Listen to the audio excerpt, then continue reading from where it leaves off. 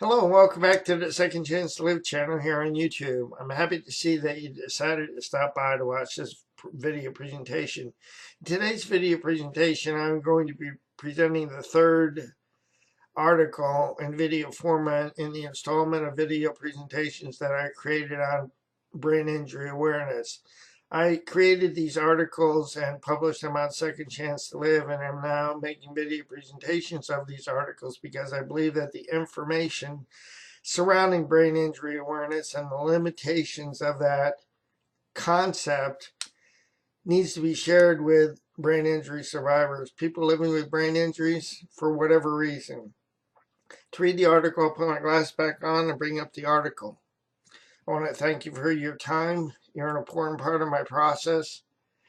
And I always enjoy our times together, both here on Second Chance to Live and on Second Chance to Live, the YouTube channel here. Here's the article, Why I Needed to Challenge My Brain Injury Awareness. Several days ago, I wrote and published Enough with Brain Injury Awareness, and yesterday I published Will Brain Injury Awareness Leave You Bitter or Better? While speaking with someone whom I respect earlier today, he helped me to see something that I believe needs to be clarified. In Enough with Brain Injury Awareness and Will Brain Injury Awareness Leave You Bitter or Better, I spoke about the issue of denial. In this article, I would like to make a distinction. I am making the distinction to further clarify that I'm not referring to denial in terms of a personality disorder, as described by Wikipedia, which is wrecked by success, experiences victory through defeat, gratified by personal misfortunes, failures, humiliations, and ordeals, eschews best interest, chooses to be victimized, ruined, and disgraced. Although there are individuals who find themselves stuck or encouraged to remain in denial, and thus reinforce the above affects of believing that we are victims, denial, I am not referring to this type or designation of denial in either Enough with Brain Injury Awareness or Will Brain Injury Awareness Leave You Bitter or Better? In both of my above articles surrounding brain injury awareness, my focus in sharing what I did in these articles was from a recovery approach that encourages holistic healing in our mind, body, and spirit in each of us who have experienced brain injuries.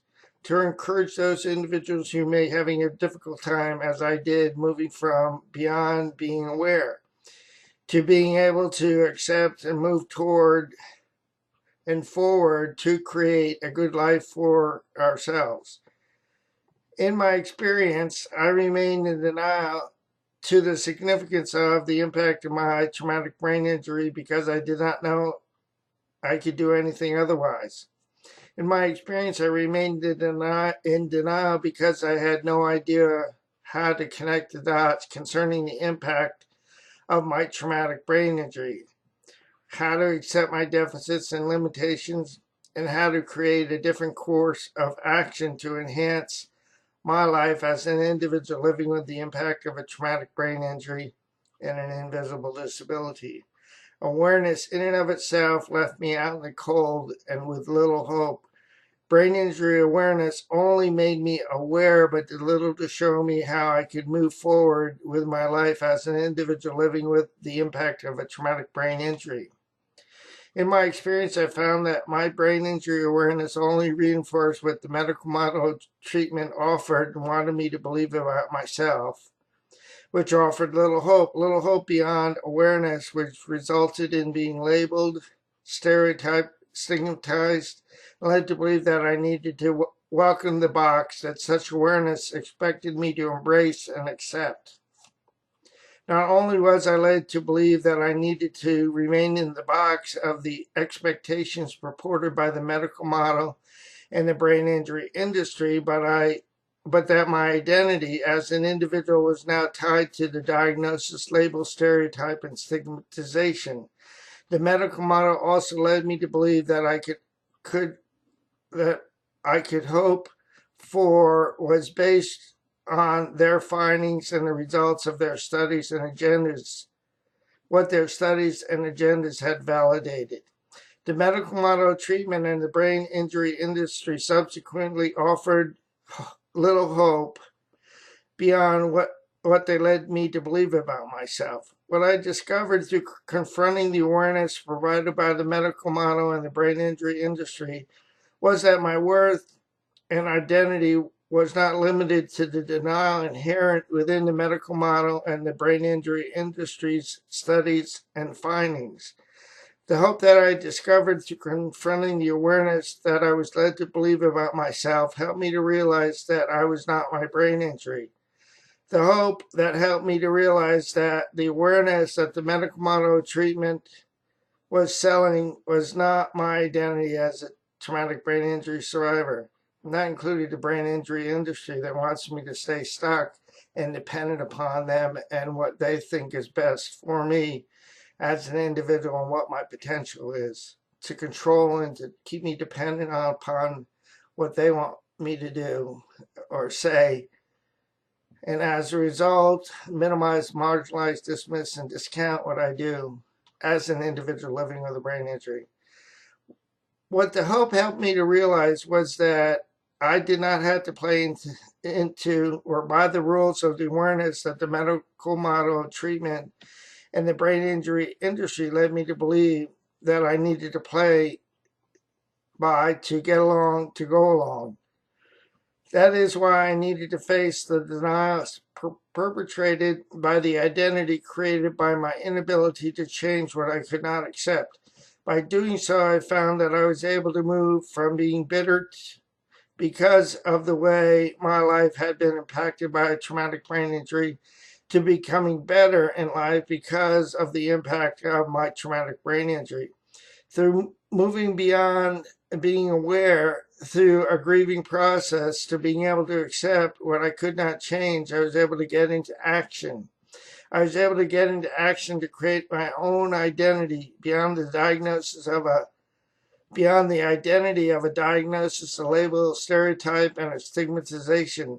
Through moving from being aware by challenging the identity given to me by a medical model of treatment and the brain injury industry, and by accepting how my life had been changed because of the impact of my traumatic brain injury, I was able to get into action. Action that helped me to escape from the box and the identity given to me by the awareness. And as a result, I was able to stop focusing on my limitations and deficits and what I could not do and begin to learn how to use what I had in ways that work for me. That the medical model of treatment and the brain injury industry did not teach me how to do. This is something that I needed to figure out. And what you need to do is to figure out how to use what remains, what your passions are, how you can use your passions, your gifts, talents, and abilities in ways that will benefit and enhance your life in addition to enhancing and benefiting other people's lives. People cannot give us what they themselves do not possess, but unscrupulous people can use what they don't possess to exploit vulnerable people, such as people living with the impact of a traumatic brain injury, for their own gain. You need to be aware of that. Are people in your life, professionals or otherwise, are they exploiting you to get money from you, or are they actually helping you? If not, my encouragement would be to find people that really can help you learn how to use what you have in ways that work for you. Transferable skills that you possess, but just need to learn how to use them now in a different way other than what you were able to do and accomplish before your brain injury.